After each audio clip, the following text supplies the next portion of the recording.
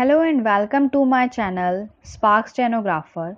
Today I am going to deliver you a shorthand dictation from KAILASH Chandra magazine, volume number 14 and the transcription number 297. So guys, ready for the dictation? 10 seconds, 5 seconds. Start. Sir, I am happy to note that most of the provisions contained in this bill, as passed by the Lok Sabha, have found favor with a large section of this House. There are only a few points which have been urged and to which I would like to reply briefly, as I have made it clear when I made this motion. We realize that this is not a measure intended to overhaul the whole system of civil administration. It is only intended for a limited purpose, namely to remove certain lacunae which have been found as a result of change in the circumstances or change in the constitution or on account of several other factors.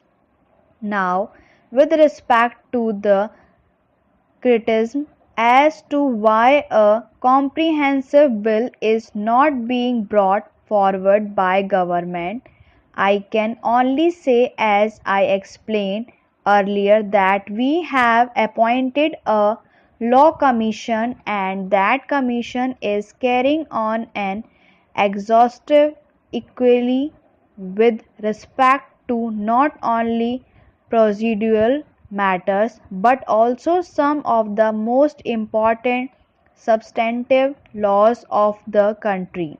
I realize that probably it may take some time before the overhauling of this procedure is undertaken. Honorable members are aware this is almost a procedure which for the first time was introduced in our country about the year 1859, that means about 100 years back.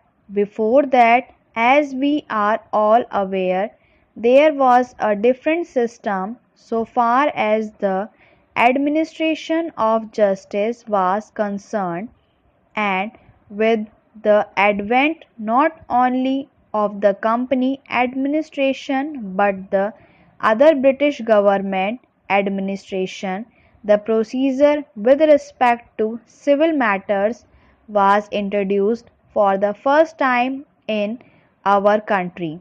Now that has been working for the last 100 years, and I would impress upon every honorable member of this House that it is not an easy matter to change this system overnight or without due consideration being given to all the consequences that might follow before it, and nothing would be lost if we could wait a little before the law commission, which consists of experts, jurists, etc., we have applied their mind and suggest something after examine not only the law as it stands now, but also similar laws which might be in operation in different democratic countries of the world. It is from the point of view that the task is held up for a long time. With respect to the limited nature of this legislation, which has been called piecemeal, I would like to bring to the notice of the House the nature of this law which is being tried to be amended. Procedural in its very nature, even as I said, This procedure was first introduced in 1859. I think there were more than 30 amendments that were introduced by the government from time to time, because in this very nature a procedural enactment like this does require change from time to time. In spite of these, overhaul is left to be done, and I think I need not take much time of the House. As honorable members are aware, I categorize the different amendments. Some of them are due to change in the Constitution. Some of them are due to change in ideas with respect to what is just and proper. For instance, with respect to the question of allowing interest and all those similar matters. Then there are certain other things which have been found necessary as a result of the working of this Act. As I have said, it is very nature a piece of legislation like this has to undergo slight changes which are necessitated by circumstances from time to time, and this is only one of those measures.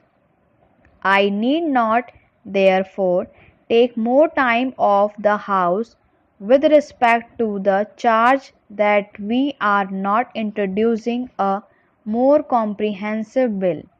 Then, sir, there are only 2 or 3 matters with respect to which I think I need reply. One of them is with respect to the degrees of what are known as former Indian states and the former British India. I have tried to explain it as exhaustively as I could. As a matter of fact, I would claim that it was at my instance that this cause was first introduced. It was clause 5 in the original bill. But when the matter was discussed in both the houses and was considered by the select committee, and looking to the fact that 6 years, as I said yesterday, have elapsed since the passing of the Constitution, it was decided to omit it.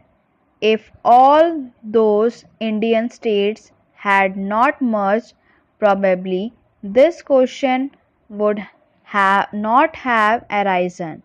What is the problem now before us? I would again refer to it briefly.